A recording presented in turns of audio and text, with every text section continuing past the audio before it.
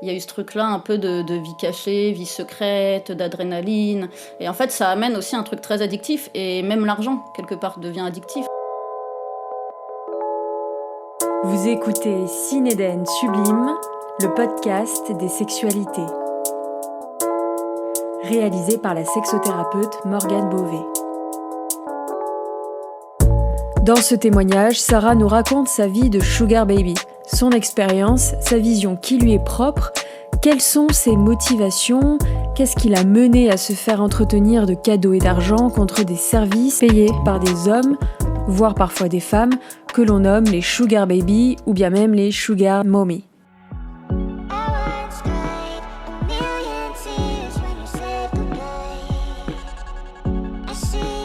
Sarah, peux-tu te présenter à nos auditrices ? Oui, donc je m'appelle Sarah, j'ai 32 ans et je suis intervenante sociale dans le milieu associatif. De quoi vas-tu nous parler aujourd'hui ? Donc on va parler de mon expérience en tant que baby sugar. Et donc voilà, pouvoir partager cette expérience-là avec tes auditeurs, auditrices. Peux-tu nous donner une définition des termes de sugar baby et de sugar daddy et surtout en quoi consiste ce type de relation, de pratique ?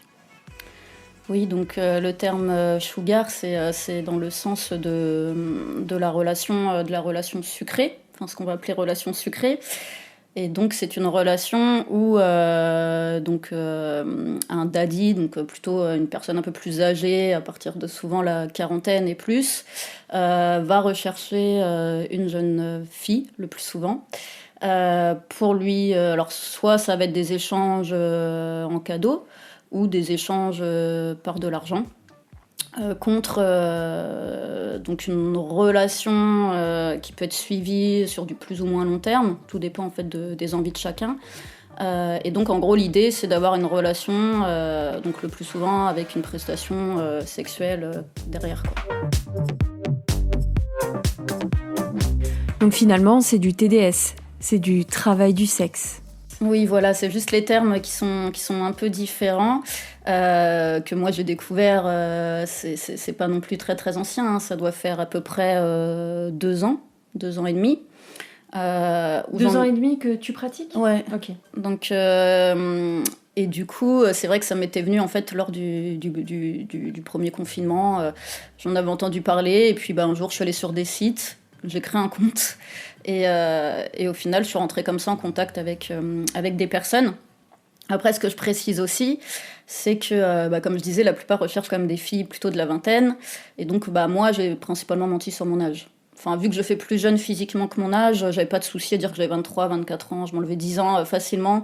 Et il n'y avait pas de souci par rapport à ça. Et j'en ai même eu une fois, qui m'a même demandé si j'avais 18 ans. Enfin, qui m'a demandé ma pièce d'identité. Il voulait vérifier. Bon, après, là, du coup, j'ai menti. Enfin, je lui ai pas montré ma pièce, mais je lui ai dit oui, que j'avais plus de 18 ans. Et voilà. Mais la plupart, ils recherchent plutôt des filles entre 20 et 23, même 18, 23, 25 ans. Pourquoi, selon toi, ces hommes, puisque ce sont principalement des hommes, puisqu'on les appelle les sugar daddy, sinon ce seraient des sugar mommy ? Il existe aussi les sugar mommy, hein, mais c'est beaucoup plus rare. Enfin, moi, j'ai rencontré, du coup, dans ces réseaux-là, en discutant avec d'autres personnes, j'ai demandé à des hommes, notamment, s'ils avaient trouvé des sugar mommy. Donc, il y en a à qui c'est arrivé, mais il y en a très très peu quand même. Okay. C'est pas courant. Donc ces hommes principalement, moyennant finances ou cadeaux, attendent une prestation, majoritairement une prestation sexuelle. Ouais. Moi je pensais que les sugar baby proposaient leur présence sans rapport intime. Ça peut, mais en tout cas moi dans tous ceux qui m'ont contacté sur ces sites-là, j'en ai eu aucun qui m'a juste demandé juste de je sais pas moi, d'aller au théâtre ou d'aller au cinéma, enfin non, la plupart, il peut y avoir ça, mais forcément, après, c'est toute une nuit, on passe la soirée ensemble, et donc, forcément, eux, derrière, ils attendent comme quelque chose vis-à-vis de ça. En tout cas, moi, j'en ai pas rencontré. Après, ça peut peut-être exister aussi, hein. J'ai eu ton accord pour te poser la question qui suit. Peux-tu nous partager les cadeaux ou les montants que tu reçois pour ce type de prestation ? Oui, alors moi principalement c'était de l'argent, parce que c'est aussi ça qui m'intéressait le plus. Enfin, j'en avais besoin à un moment donné pour payer certaines choses. Donc c'est vrai que c'était plus l'argent qui m'intéressait que les cadeaux.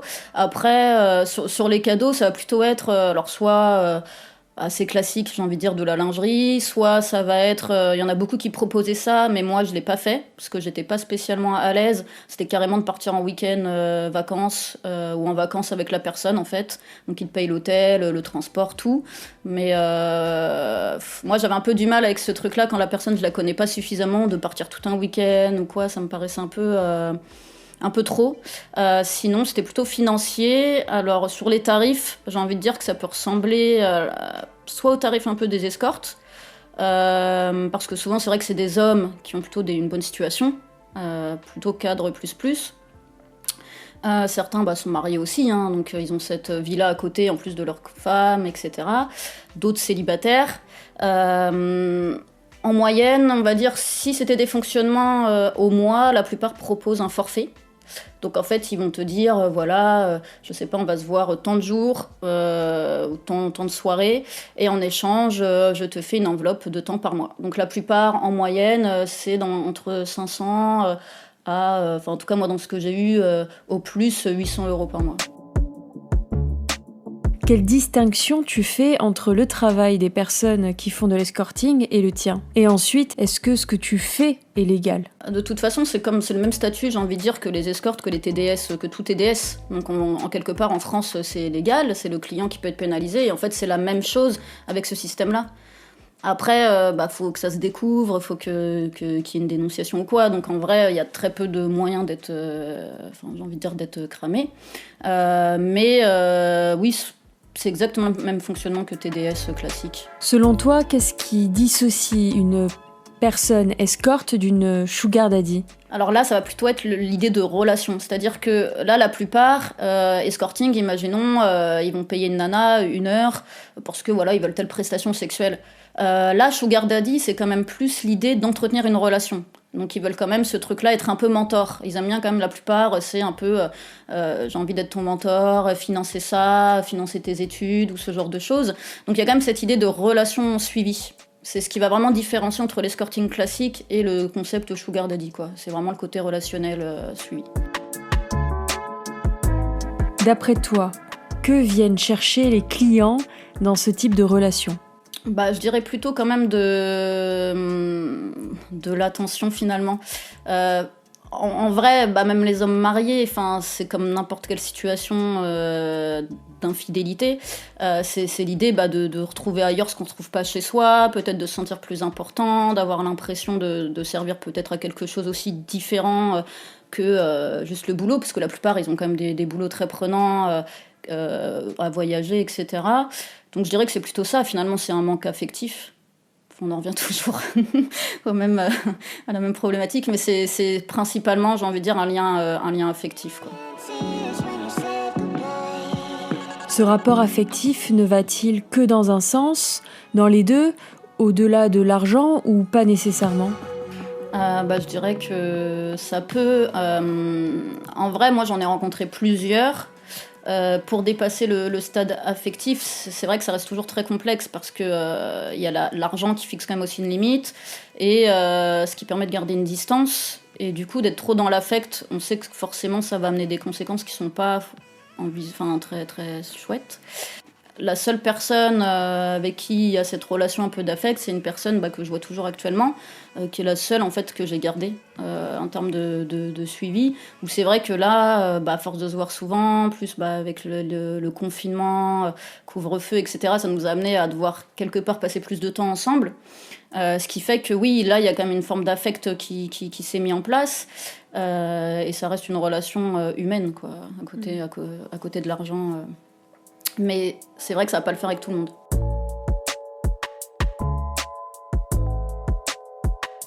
Es-tu heureuse dans ce schéma ? Te convient-il ?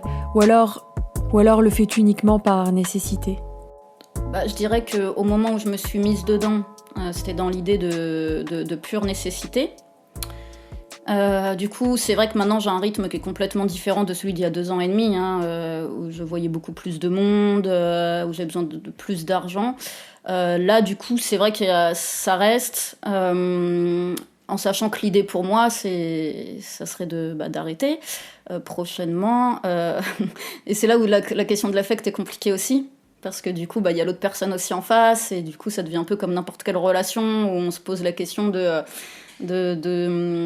comment la relation peut évoluer. Et donc ouais, là c'est vrai que c'est en questionnement, mais après pour moi l'idée ça serait quand même de pouvoir stopper, même si je dois avouer, et je pense que ça concerne pas mal de TDS sans vouloir généraliser, mais qu'il y a aussi un côté un peu addictif.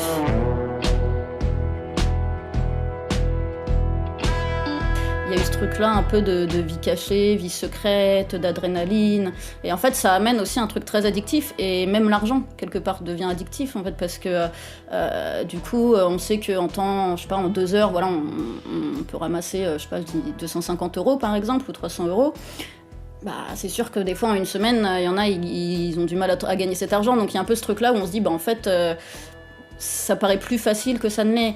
Et du coup, j'aimais pas trop l'idée de gens qui disent oui, c'est de l'argent facile. Je disais plutôt c'est de l'argent rapide, en vrai, parce que c'est pas facile de faire ça, c'est pas tout le monde qui peut le faire. Je pense que dans sa tête aussi, faut un peu être clair avec soi-même et fixer ses limites. Moi, j'ai la chance à côté d'avoir un travail, d'avoir une vie plutôt cadrée, donc ce qui fait que j'arrivais à faire la part des choses, mais il y a quand même ce côté addictif qui est là. Et en fait, actuellement, c'est limite plus ce côté addictif qui fait que je continue un petit peu. Parce que là, clairement, financièrement, j'en ai pas spécialement besoin. Mais il y a quelque chose, d'une part d'adrénaline, en fait, qui reste, quoi.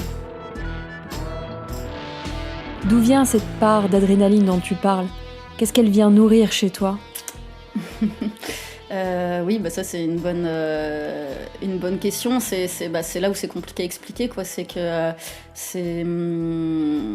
je sais pas. Enfin, ça m'apporte un truc où sur ce moment-là d'adrénaline, comme toutes les personnes qui vont se mettre dans des situations un peu de risque via le sport ou via d'autres activités, c'est le côté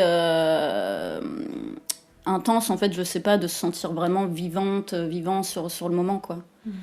Donc c'est vrai qu'il y a vraiment ce côté-là, et c'est quelque chose que j'ai découvert en le faisant. Enfin, je savais pas forcément avant. Du coup, c'est vrai que ça, en tout cas moi, ça a amené une grosse déconstruction sur plein de choses, envers moi-même, même vers les potentiels clients. J'avais vraiment une autre image des clients, et au final, j'en ressors avec une image plutôt très positive même.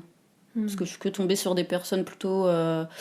très gentil, attentionné, j'ai jamais eu de trucs trop bizarres, et au final, vu qu'on prend du temps à discuter, etc., il y a toujours ce moment-là où on réalise, oui, que c'est quelqu'un en face de nous qui est aussi en recherche de quelque chose.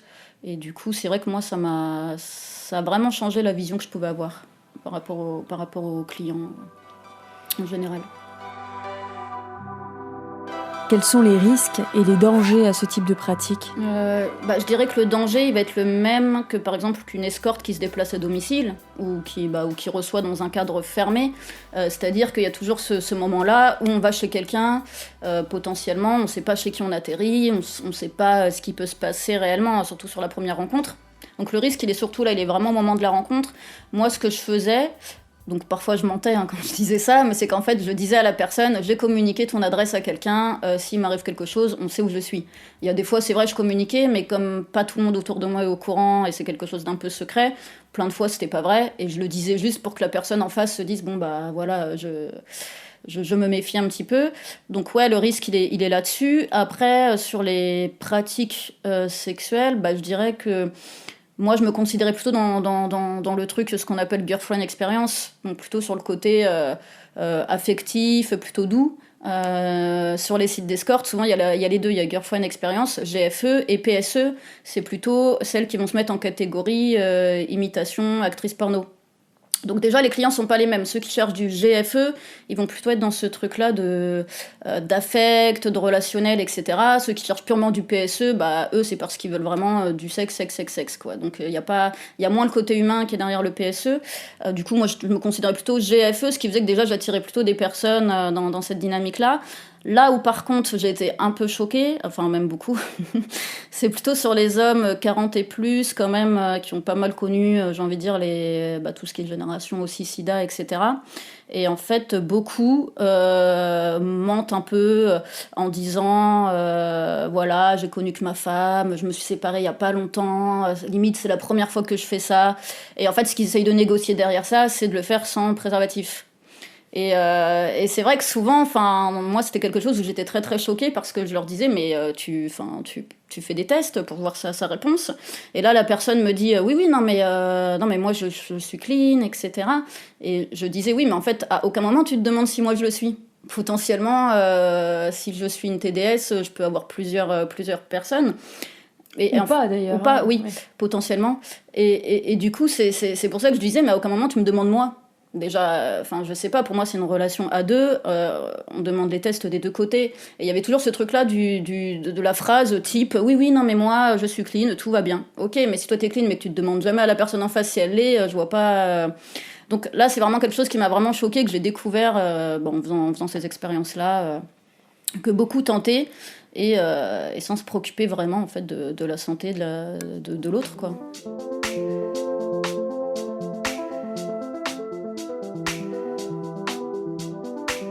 Acceptes-tu de nous partager ta première fois en tant que Baby Shuga et nous dire dans quel état d'esprit tu étais, que l'on puisse imaginer, visualiser ce que tu as pu vivre? Donc comme je précisais, c'était au moment du tout premier confinement. Et j'étais en questionnement sur des projets personnels, et en fait j'avais besoin d'argent, et en gros j'avais vu des documentaires là-dessus et je me suis dit tiens je vais chercher sur Google, donc j'ai tapé Sugar Daddy, site rencontre Sugar Daddy, et je suis tombée, alors je sais pas si le site existe encore, ça devait être sugardaddy.fr ou .com. Après il y a d'autres sites plutôt anglophones, donc en fait je me suis inscrite dessus. En mode on met une photo mais je cachais mon visage par contre, et puis du coup comme j'expliquais je mentais sur mon âge, etc. Je me localisais à Paris même si j'habitais pas Paris parce que c'est beaucoup plus discret, et en fait la première personne qui m'a contactée sur le site était un monsieur, donc là pareil 45 ans à peu près, 45-50, qui avait eu une baby pendant 8 ans de ce qu'il m'avait dit. Et la relation s'est terminée il y avait peu de temps parce que je crois qu'elle était retournée, je crois que c'était une japonaise qui était peut-être retournée dans son pays, où il y avait une histoire comme ça. Et donc la relation s'était terminée et lui il recherchait à nouveau ce type de relation, avoir quelqu'un de suivi. Donc il m'a contacté comme ça, et comme c'était le confinement, de toute façon on pouvait pas se voir dans l'immédiat, donc en fait ce qui s'est passé, et moi ça m'a quelque part rassurée, c'est qu'en fait on s'est parlé pendant peut-être 2-3 mois, il s'est écoulé quand même un temps de 2-3 mois avant qu'on se rencontre, et donc on se téléphonait, on voit de photos, vidéos, des petites choses comme ça, et en gros lui on devait se voir que 2 fois par mois, et en échange il me donnait 500 €. Donc 2 fois par mois, sur une relation suivie, mais c'était peut-être, on se voyait 2 heures, quoi. C'était pas non plus... Parce que lui, il était marié à côté, pour le coup, son travail, sa vie de famille, etc. Donc sa proposition, c'était celle-là, moi ça m'allait, et du coup, on s'est rencontrés à Paris. Il avait loué un Airbnb, et donc on s'est vu dans le Airbnb. On s'est pas vu très longtemps, oui pareil, ça a dû être 2 heures, 2 heures et demie. Donc il avait ramené une petite bouteille de champagne ou de vin, je sais plus. Et puis donc on s'est vu, et au final, la première fois quelque part, j'avais une grosse appréhension parce que forcément on se pose plein de questions. Et en fait, après, je me suis dit, ça va. Ça m'a pas paru si, entre guillemets, si difficile ou si compliqué. Je pense que le fait qu'on s'était pas mal parlé avant, on avait déjà un peu ce truc-là où on avait l'impression de se connaître. Et donc voilà, la première fois, c'est faite comme ça. Et du coup, comme le Airbnb était payé et que lui repartait, moi, je restais dans le Airbnb tout le week-end avant de repartir. Et là, pourquoi aussi je dis le côté pas si difficile que ça, c'est vrai que j'en avais parlé à une amie. Et elle, pour le coup, elle comprenait pas, par exemple, les plans Tinder d'un soir. Parce qu'elle faisait aussi de l'escorting. Et elle me disait, mais en fait, avant que je fasse ça, elle me disait, mais en vrai, c'est la même chose. Elle fait, de toute façon, des fois, t'as des plans Tinder qui sont pourris. Enfin, tu vas coucher avec la personne, bon, tu dis ouais, ok, c'était nul ou pourquoi j'ai fait ça. Et en vrai, derrière, tu gagnes même pas d'argent, tu gagnes rien. Enfin, en gros, tu te sens juste un peu nul ou tu dis oui, enfin voilà, c'était pas une super soirée et t'en retires rien. Et elle me disait, moi, si je fais des plans comme ça, elle me fait, faut qu'il y ait au moins quelque chose derrière, quoi. Et en vrai, c'est vrai, c'est-à-dire que là, le rapport sexuel, on va dire, avec cet homme, c'était pas génial. Enfin voilà, c'était un rapport assez classique. Mais en vrai, le fait de directement derrière récupérer 500 € ou 250 € comme il me les donnait en 2 fois, je sais pas, c'est comme si d'un coup ça s'effaçait en fait. Les 20 minutes, 30 minutes de prestations sexuelles, on les oublie tout de suite. Et en fait, on a l'argent derrière, et en fait, c'est ça qui apporte une espèce de satisfaction immédiate.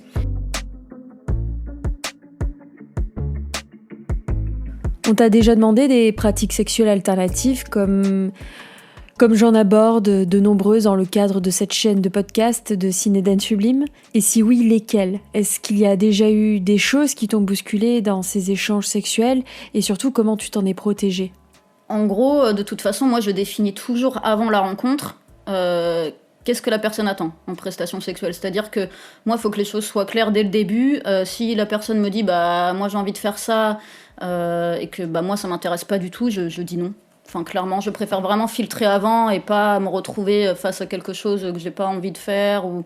Et typiquement, tout ce qui est, en tout cas sur moi en tant que receveuse, par exemple, tout ce qui est anal, moi je suis pas du tout anal. Donc j'aime pas ça, je pratique pas, ça m'intéresse pas. Et beaucoup d'hommes en fait aiment ça. Donc j'ai eu beaucoup de demandes sur l'anal, beaucoup de choses en rapport avec ça, mais du coup, clairement, je disais non, et je fixais les choses.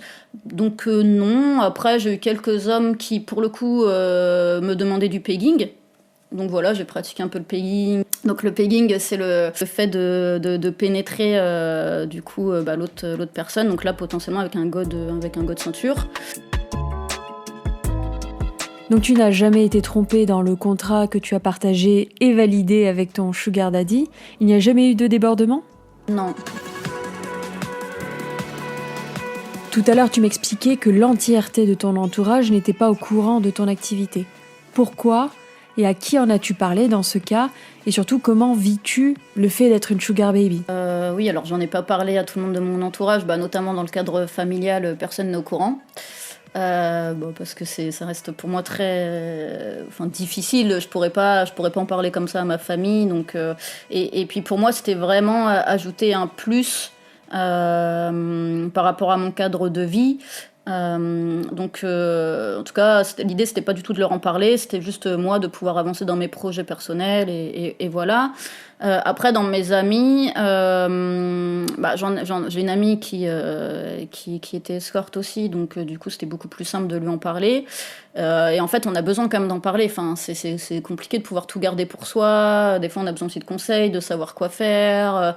On peut avoir des craintes. Donc, c'est vrai que si on garde tout pour soi, c'est quand même difficile. Après, je sais que j'ai des personnes dans mon entourage amical qui sont fermées à ça, donc je me vois pas leur en parler, par exemple. Donc j'en ai vraiment parlé qu'aux personnes qui pouvaient comprendre. Après aussi à cette période-là, faut dire que j'avais mis un peu en stand-by toutes mes relations affectives personnelles parce que je me sentais pas à l'aise. En fait, ça faisait trop pour moi en termes de charge mentale, charge physique entre les clients, les relations personnelles. Donc en fait, j'en ai parlé à quelques personnes avec qui je relationnais à ce moment-là pour leur expliquer qu'en fait, je préférais stopper la relation et que j'avais besoin, en tout cas, moi, le peu de temps que j'avais de libre pour moi, je voulais le garder pour moi. Donc à un moment donné, c'était vraiment nécessaire et vital pour ma santé. Donc j'en ai parlé à quelques personnes, mais plutôt pour expliquer pourquoi je stoppais la relation, quoi. Et ça n'a pas été mal pris, beaucoup d'amis hommes. Et du coup, il y en a certains qui se sont mis à me confier qu'ils avaient vu des TDS. En fait, je pense qu'avant, ils ne m'en auraient pas spécialement parlé. Et le fait que moi, je leur parle de ça, quelques-uns ont osé m'avouer que ça leur était aussi déjà arrivé. Et beaucoup sur Internet, vu que maintenant, la prostitution se passe quand même majoritairement sur Internet. Donc, ça permettait finalement d'en discuter et que ce soit un peu plus libre aussi entre nous. Mais j'ai vraiment pas eu, en tout cas, de jugement de ces personnes-là, quoi. Qu'est-ce que tu souhaiterais dire aux auditeuristes qui nous écoutent aujourd'hui sur cette thématique ? Le principal, c'est de toujours faire attention, de se protéger, quoi qu'il arrive, et de fixer des règles, des limites, pour pas s'oublier non plus là-dedans. Et de toute façon, chacun est libre de disposer de son corps et de prendre ses propres décisions dans le respect de tout le monde et la bienveillance. Et c'est pour ça que je disais qu'en tout cas par rapport aux clients, moi j'avais été positivement surprise parce que il y avait vraiment cette idée comme de respect et de bienveillance des deux côtés. Donc en tout cas je dirais juste aux personnes de faire attention si elles vont à un rendez-vous, si elles ont quelqu'un de confiance à qui en parler, de pouvoir quand même en parler, et juste de toujours suivre aussi son intuition. Ça trompe assez rarement. Tu as une anecdote par rapport à ça ? Je dirais que l'anecdote, les anecdotes, je pense comme toutes les TDS, c'est au niveau du tri des contacts. Il y a beaucoup de monde qui nous contacte. Moi, je pense pas qu'il y allait avoir autant de monde. En vrai, moi, mes photos, c'était avec mon portable. Des trucs vraiment très, très simples. Et en fait, on pense pas qu'on va recevoir autant de messages. Mais dans ce flot de messages-là, faut vraiment réussir à trier. C'est là où il y a une grosse part de charge mentale quand même. Et en fait, souvent, les gens bizarres ou les gens où il y a quelque chose qui va pas, en fait, ça se ressent tout de suite. Et c'est là où il faut vraiment suivre son intuition. Donc, dès qu'on le sent pas, c'est non, on rencontre pas. Il faut mettre la limite dès le début, bloquer la personne. Mais c'est vraiment, faut suivre son intuition. Si on le sent pas avec quelqu'un, on n'y va pas, quoi. Merci beaucoup, Sarah. Merci à toi également. Si vous avez aimé ce podcast, n'hésitez pas à le repartager et montrer votre soutien. Et pour toute demande de consultation en sexothérapie, rendez-vous sur cinedensublime.com. À très bientôt.